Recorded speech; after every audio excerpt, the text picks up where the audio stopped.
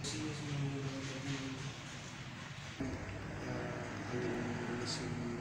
timur ya, kita udah mulai dari angin udah mulai wilayah Sumsel udah masuk ke Tenggara, dimana udah aktif.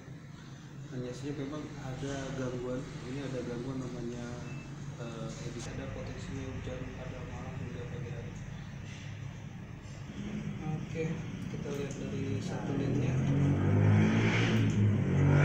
Oke, ini kalau dari satelit sesuai dengan streamline kita lihat ini di siang. Jadi ini masih kalau yang baru mulai ini bisa, nanti kalau masih sore dia bisa menjadi 80% udara lotek dari 19 di mana di Samudra Pasifik ininya atau yang sering biasanya di kebalikannya kalau di sini biru. Nah ini yang jadi problem.